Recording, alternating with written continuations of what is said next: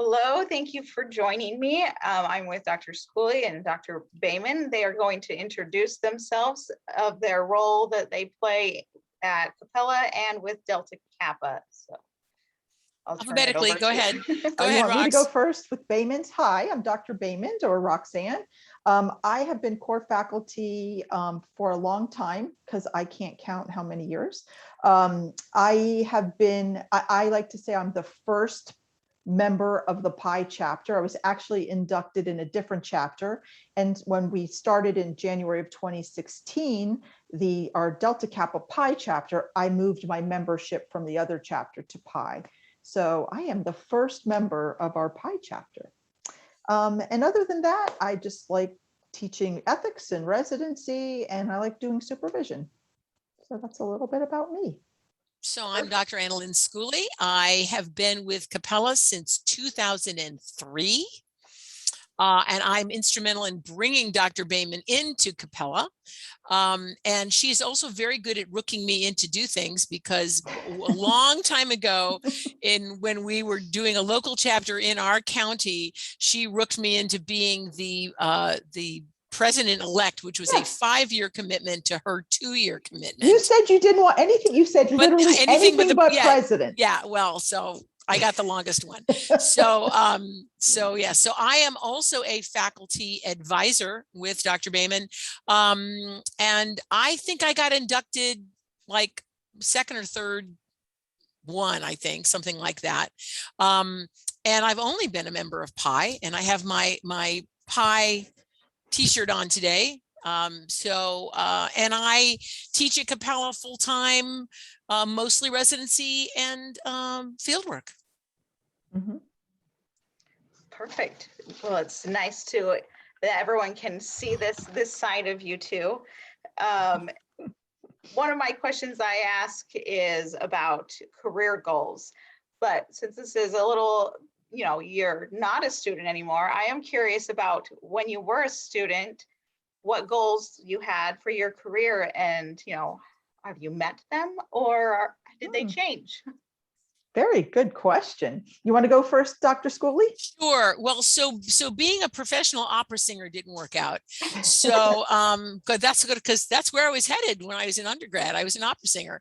So I still retain the sense of the dramatic, but so I became a family therapist when I went back for my master's, and back in '89, I think, and then went on for the PhD in marriage and family. I always knew that I was going to teach. So that's why I carried on for the PhD, because I knew that teaching was definitely in my future.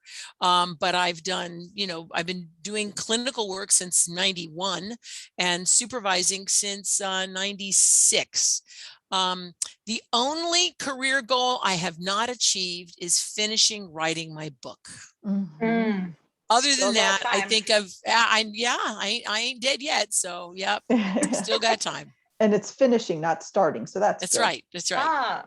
Yeah. So for me, like Dr. Schooly, I always knew I wanted to be a professor. I didn't know what I wanted to teach. My undergrad was in sociology, and when I was going to graduate school, I had to stay local. We didn't have online at that point. I couldn't. So the university I went to had a social and systemic studies program. I thought, well, that's close to sociology. And they said, well, you're going to have to, for your master's, you're going to have to become a therapist, which I laughed my rear end off, because I thought, me, a therapist? Like, what do I know about telling people what to do in their lives? But when I found out that therapy is really helping people be creative about their lives, I was all in. So I thought, well, I'll just pretend to be a therapist, but then I'll get to teach. And then I really found that I had a talent and a love and a passion for therapy also. So I've been doing that. You went straight into my PhD program, started teaching pretty soon after that. And also have a small private practice, mostly supervision now, but also I still continue to see couples, which are kind of like my forte. And anything I haven't attained, I think probably writing the book, but I haven't even started that yet. So And I never know really, I go from topic to topic. And I think just really at this point in my career, I'm just happy where I'm at. I like what I do, and I really don't want to take on any more stuff. So. Well, so you can see our paths are very similar. We've even presented nationally and at state levels together and separately. So, so yeah, so I think almost all the big stuff we've done. Yep. Yeah. So that leads me into the next question of where do you see yourself in 5 years from now? Oh, God. Nearing retirement. Yes. Except for the student loans, we'll see what Biden does. But let's see. I think I see myself in kind of the same place in 5 years. I like what I'm doing. I'm happy what I'm doing. Probably less of it though, to tell you the truth. Probably I'd like to teach less, supervise less, see less clients, and have a lot more fun hiking and, just hanging out. But I don't see myself really doing anything different than I'm doing now. Maybe having my book finished. Yeah. I usually ask the 10-year question, but I felt like I needed to adjust. Yeah, thank you, Kelly. I think that's sweet of you. I hope to be alive 10 more years. That's the plan. To read the room here. All right. That also leads me, listening to you talk about wanting to do more hiking and things that you enjoy. I am curious about what you guys do for self-care. That's very, very buzzword right now, but also really important. And sometimes as students, even I don't really even know what self-care looks like for me. It changes. Sometimes it's just going to the grocery store without children, or sometimes it's sitting in the driveway and finishing a podcast before coming in the house. So love it. Well, this is one of my absolute favorite topics, and I talk about this a lot with my supervisees and in my track too. And I like to say that self-care is not getting your nails done or taking a bubble bath, although almost everybody says that's what they do. For me, self-care is getting enough sleep every night. I try to get 7 to 8 hours, maybe sometimes even more. It's having good relationships with people. It's having good friends, colleagues like Dr. Schooly, who I could call when I need to, taking care of my emotional health. So if I'm having issues, if I'm finding, things that are going on for me, I go back into therapy if I need to. So it's making sure I go to the doctor, making sure I'm eating right. It's not glamorous, it's not the bubble bath. It's not I get a massage every week. I mean, yes, some of that is obviously I have hygiene as one of them, but it's really very, very basic. And it really means taking care of myself emotionally, spiritually, physically, mentally, and relationally. Yeah. I'm so glad you said that, Dr. Bamond, because the bubble bath and nails part, I suck at. I don't do any of that. I mean, I'm doing good to get haircuts on any sort of regular basis. And if I'm really going to splurge, I might color it. Though the color's not bad right now. No, I like that little not bad. Yeah, well, that's the silver. That's the silver that's coming in. Yeah, I know. But no, I can totally sign up with, good sleep, good eating, good relationships. Everything I read about what keeps people healthy into their later years is good relationships more than anything. And as a family therapist, if I don't know how to do that, I should probably stop doing what I'm doing. So yeah, I totally agree with all of those things. And then finding those things that recharge, like you said, watching the podcast or reading a good book or watching a funny movie or things like that. God forbid, I'm not going to watch any movie that's even remotely like work. I don't want to, no sad movies, nothing where there's, a woman in peril. I stay away from Lifetime, that kind of thing. None of that. When for me, self-care is getting away from work and recharging in things that please me. One of the things I love about Dr. Schooly's self-care, and this was pre-pandemic, is every quarter she would take this incredible cruise with some like her family. And I was like vicariously living through her, because it wouldn't just be like a Bahamas cruise. It would be like through these incredible places. St. Petersburg, Russia, Yeah. you know, stuff like that. So that was, even though that's glamorous and stuff, it's self-care. But I think that was very, I mean, that really got you away. You were out of range. That's right. Yeah. And That's I thought right. that's very cool too. Yeah, I keep forgetting about that as self-care. It's because it was, you know, it's with one or the other of my parents. But yeah, I've gone to probably 2/3 of the globe by doing that. And so I feel really good about that. And I look forward to doing that again very soon. Mm-hmm, mm-hmm. And I look forward to hearing about it. And maybe you'll join me at some Well, I point. am going to Iceland in June. Mhm. Well, how great. Yeah. That's I'm my place that I want to go. Nice, nice. If you're going to Reykjavik, I'll hook you up with one of our Nova grads. Well, I am. With Linda? No. My fiance and I that's where our honeymoon is going to be. And we're going to be in Reykjavik. And Reykjavik. Yeah. Reykjavik. All right. And well, we'll be in touch. Yeah. I got somebody to hook up with you. Yeah. Okay, cool. Yeah. Well, that's all very interesting, because I was like, sometimes when I like, okay, maybe I'll take a bubble bath, like it feels very like I can't relax. I'm like, no, this is a waste of time. There's a lot of things I should be doing right now. And so I think it's really good for people to hear that self-care it's deeper than that. Right? Yes. I mean, if a bubble bath in a hotel in a different state, that might count. And I think of it like when I'm on the elliptical doing 40 minutes and sweating like, and I'm thinking, I hate this, I can barely breathe. That is self-care. Mm-hmm. That is like, I'm taking care of myself. It's, again, I don't like to think of it as anything too glamorous, you know? Yeah. But, yeah. Yeah. Thank you. Next question, which we've kind of touched on a little, but why MFT? Why not a different field in the same mental health, realm? Oh, okay. Well, I was going to say, like I told you, the opera singer thing didn't work out, but it's interesting. My mom was a therapist, and she got her master's degree a year after we both graduated from our bachelor's degrees at the same time. And so she was taking extra training and reading books about family therapy models that we consider the old models, Satir and Whitaker and folks like that. And so I was reading her stuff. So when I got ready to go back for my master's, that's what I went looking for. Mm-hmm. Yeah. And I literally fell into it. Like I said, I just sort of pulled it out of the hat.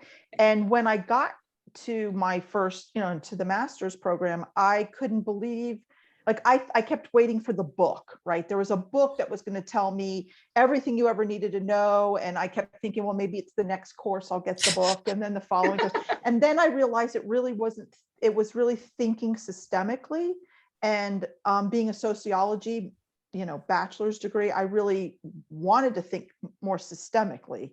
So this was when I realized it wasn't treating people for mental illness, because I wouldn't have been interested in that at all. And I'm still not. But when it was like watching people and how they interact with each other, and then what you can do to intervene in those kinds of ways. And to me, that was so alluring. So that was, I just lucked into it, Mm-hmm. I would say that two of the things as I got started into the studies that drew me in were two of the theoretical foundations. That's cybernetics and social constructionism. Yeah. And it was those philosophies of how the world work that convinced me that I was in the right place. Yep. The idea of patterned behavior and reading of Gregory Bates in Mind and Nature and all of that kind of stuff. Totally, that was a view of the world that I could really understand. And then social constructionism, the idea that all perspectives come from a particular place, time, and peoples, and that it made being a marginalized person make a lot more sense. I knew even in high school that the power was in the hand of the white males, and that there was something about that wasn't okay. My mom was an early feminist, not that early. I mean, the really early ones are like, 1880s, but she was a part of the women's movement at the time of the burning of bras and all that kind of stuff. And so those philosophies made so much sense to me. And I see your next question is going to be which therapeutic models. So those philosophical theories are what underpin the practice models that I subscribe to. So cybernetics and communication theory is under MRI, structural, strategic, Milan, and then social constructionism is under solution focused, narrative, collaborative language. So those are really the models that I probably practice in the most. But because I teach theory, I like playing in all the sandboxes. I mean, I love conceptualizing through Bowen, through contextual, feminist. I wouldn't say I'm a practitioner, but I do like the idea of, if I look at this case through this lens, what will I see differently? That takes me then back to my MRI, my narrative. Well, and it takes you right back to social constructionism. Absolutely. Which is, if I look through this language or this lens, what will I know that I wouldn't know in this lens? Exactly. Exactly. So I guess social constructionist belief system is what informs me the most. And so those in terms of the practice models of externalizing or tracking inertial cycles or that kind of stuff, that's kind of the techniquey stuff, but it's always through that lens of social construction. Sure. Yeah, it sounds like we must have been trained in the same time and place, because I wonder if that could be true. I would say, I know in terms of models myself, I would probably mostly relate to, in my belief system, is collaborative. Like, I meet up with people. I look at how they can be creative about their lives. I quote, open up dialogical space, as Schooly and Anderson might have said. But really, in my bones, there's something about me that's strategic, that I always seem to go back to strategic interventions and stuff. They just tickle me. It's just fun for me. And it just is the way my mind works. So when I'm supervising therapists, I often look to see how they think, and then I match them with their model. Like, I have them speed date models, but I love, like, because I can see how they're thinking, and then why get them into a model that they don't even really believe the tenets of. So, but for me, really collaborative philosophically is the closest thing to me in my belief system. And of course, collaborative is underpinned by social constructionism. So exactly. Ken Gergen I love Ken Gergen. Absolutely. Absolutely. And I know your next question is about advice to current students. Thank you. This is easy. So that's for me, the tie-in is that I think students should read more about the philosophical underpinnings. Me too. So they should go, if they like solution focused, then they should go read The Saturated Self and learn about social constructionism, right? If they love Bowen, then they should go read general systems theory. Right? That if you really want to dig into the philosophical underpinnings, because that's the stuff the founders read when they created their models. So if you don't know what informed the founders, all you're getting is skimming the very top of the knowledge. So to get it, as Roxanne says, in your bones, that would be something I do. And then the other thing is to have a colleague like Roxanne. I mean, she and I did co-therapy for quite a long time and learned from each other for a long time.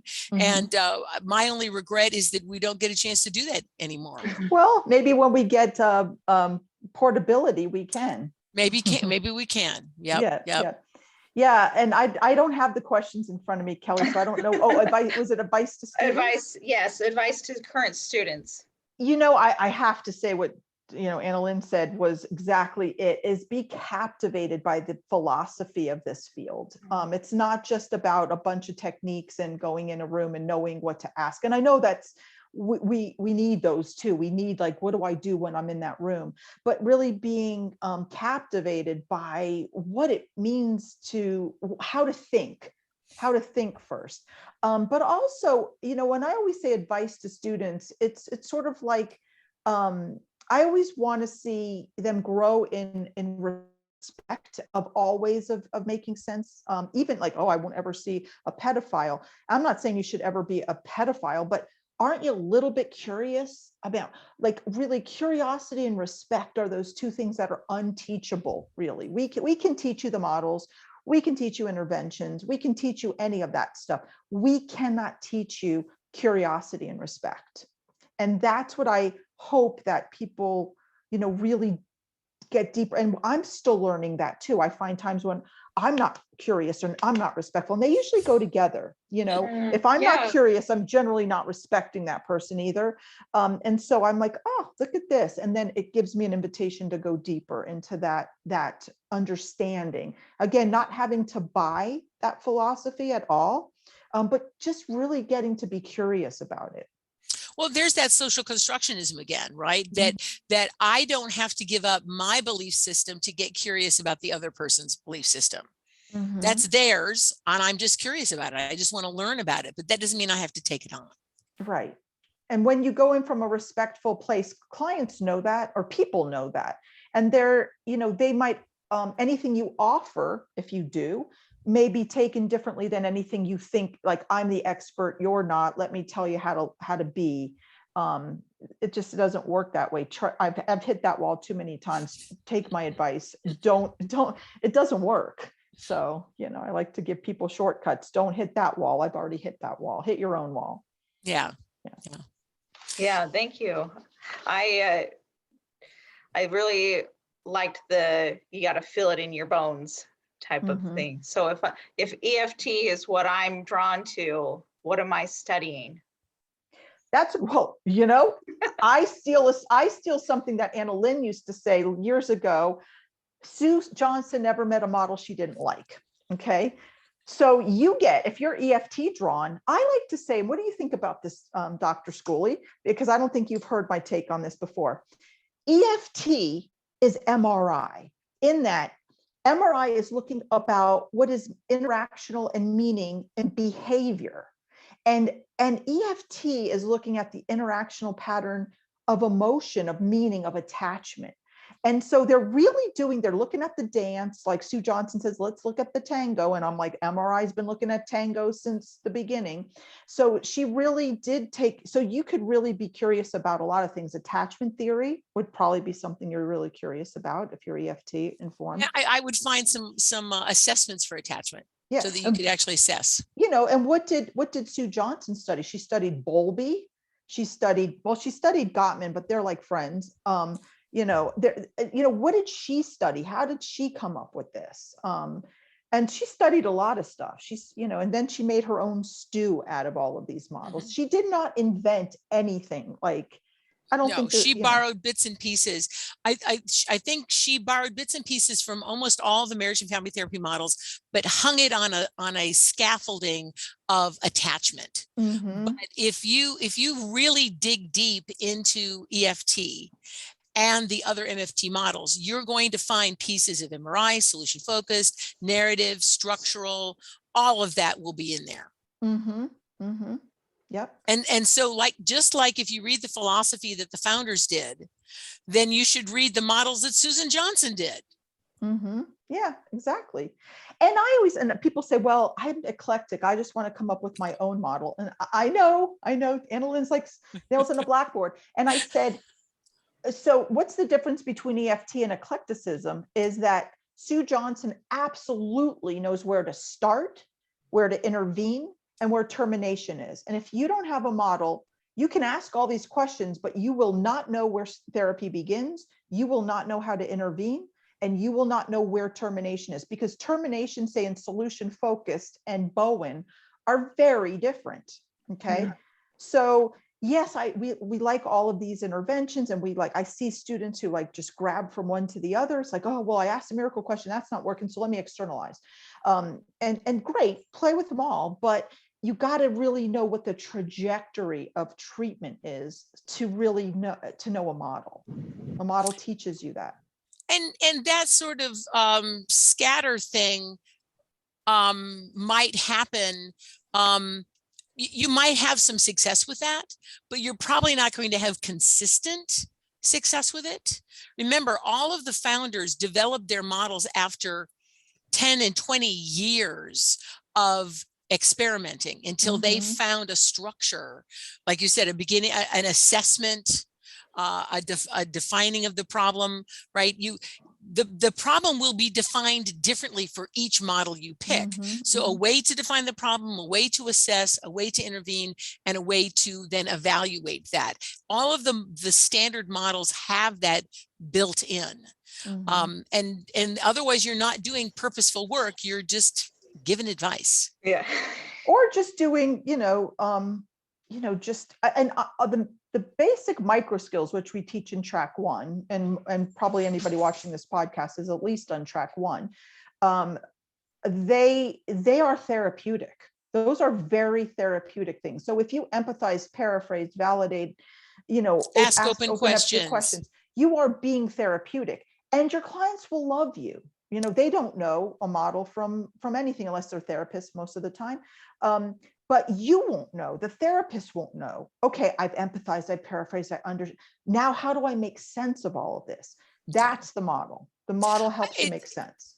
I'm reminded when Douglas Fleming said that he was learning how to do hypnosis, and he could get somebody into a trance, but then didn't know what to do with it then. Right. Right. So if you don't have a model to follow the steps or the recipe, as it were, then you are going to get stuck.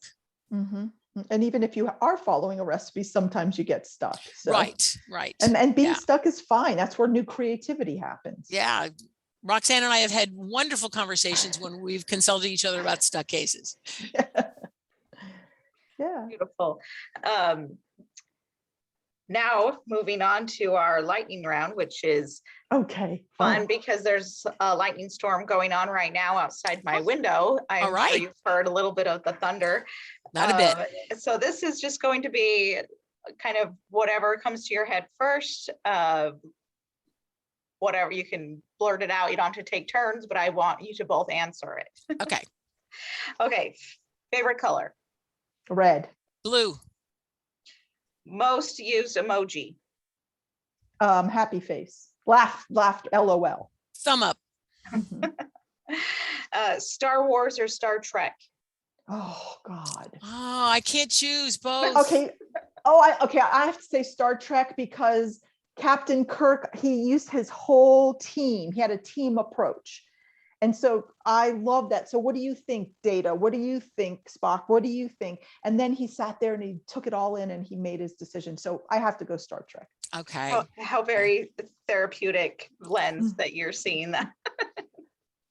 If you were an animal, what would you be? One of my cats. An owl. Ooh. An owl. That's my totem animal. So I would say an owl. Yeah. Paper or plastic?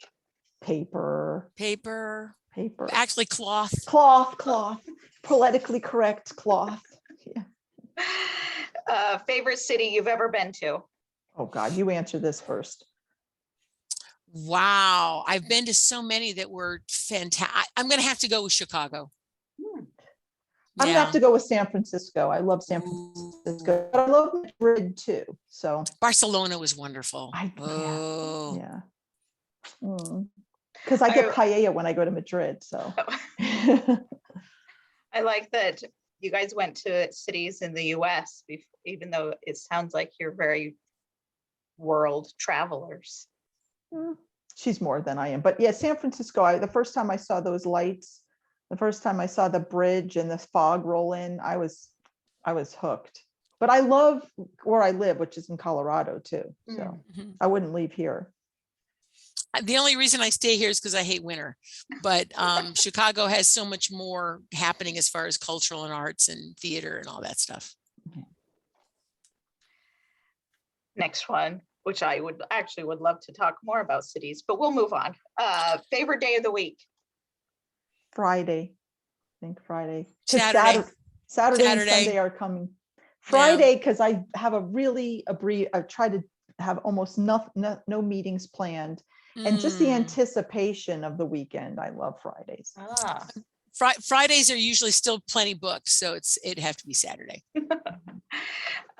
If Voldemort offered you a hug, would you accept it? No, Mm. no. Let me think about it. Do I have what are those crux? Yeah, do you have the wand or the Yeah, the You fire. have yeah. nothing. It's Oh, just okay, you, no, and you're definitely not not. You know what? magical. If I was not afraid of dying, I would want that experience too, you know? Nah, I might interview him, but I don't want to hug him. I don't want to hug him either. I'm just curious. Ah, yes. Because stay he was curious. Tom Riddle before, right? That's right. Tom That's Riddle, right. okay. Talk about a bad childhood, right? Yeah, yeah. Yeah, an interview would be interesting. What's the fastest speed you have ever driven in a car? You're in the driver's seat. Probably close to 100, maybe. Ooh, Probably in the 80, 90s. probably 85. I would say probably it would be, yeah, between 85 and 90, maybe. Huh. Because sometimes if you're on a long stretch and you have like a really car and it just all of a sudden you look down, you're like, shit. Oops. Phooey. Phooey. Oh, darn it. Oh, I was expecting higher speeds, actually. Oh, no. I'm not risk aversive, but I'm Schooly, also, do you still have a Prius? no, not anymore. And Okay. that sucker would be lucky to get up to 85. Yeah. And I drive a Yaris now. So, I try an Outback and that sucker can go. there Yeah. you go. Yeah. But you have much longer open stretches in where you are. In Florida, everything is Stop and urbanized go. now. Yeah. Yeah. Do you know what the acronym SCUBA stands for? No. I am a scoop. I got my Nowie and Patty at 15. Underwater breathing apparatus, but which is the S and the C? S. I don't know what the S and the C are, but System? no, something underwater breathing apparatus. So I did not write it down, but I've read it so many times and now I can't remember what it is. But is it self-contained yes. underwater breathing apparatus? Ah, there you go. There you go. Do you return the shopping cart? Yes. Always. Yes. I expected that. Even except if there's lightning, then I'm like, everybody for themselves. I'm deathly afraid of lightning. Either all the way back in the store or at least to the little corral. Right. Yeah. I even did it when I had like 3 children attached to me somehow. So no excuse. In Colorado or Boulder, especially, you'd be like persona non grata if you didn't. Like, there's nobody that just leaves their shopping cart in the middle of things. No. Well, everybody does in Florida, so I always grab one from the parking lot. I don't, I always bring it in from the parking lot to use. Yep. I see what other people can I clean up after? All right, you're playing Mario Go-Kart. Who is your character? You are way younger than me. I know my son played Mario Go-Kart. Isn't there Luigi? Yeah. Mario and Luigi. There's some classics. Isn't there like a girl with black hair or something? No, I don't know. I'll let you answer this one. Schooly. No clue. Never played it. Never now, played it. Pac-Man, I can talk about myself. Or Pong. Remember Pong? Oh yes, yes. Well, we'll move on. Beatles or the Rolling Stones? Is that more? You cannot choose between those two. That's sacrilege. Okay. No, I'm not. I'm offended. Unfortunately, I'm more jazz. So so I probably wouldn't pick either. Yeah. Oh, I'm sorry. I'm older than you, Roxanne. Okay, but listen, the Rolling Stones or the Beatles is like picking between your firstborn and your lastborn. Like, how can you that's do that? probably true. That's probably true. No. Yeah. Dogs or cats? I think I know what Dr. Schooly will say. I have both. So too. I don't know that I could pick. I have both. Don't you have both? I have both. Delilah's my dog and Paisley's my cat. I don't know. I used to say cat, but I'm don't know. I don't know. That's a good question. I didn't know what I was until we had a cat and got a dog, and I'm a cat person. Yeah. Depends on the dog, I guess, too. All right, last one. Which Golden Girl do you relate with most? Oh, I love this question. I would have to say probably the mother-daughter. Okay, so Rose and who's Maud? Sof- Maud, No, no, this is Sophia Sophia. and Dorothy. and Dorothy. Both of them are outspoken. Both of them are pretty sure of themselves, I think.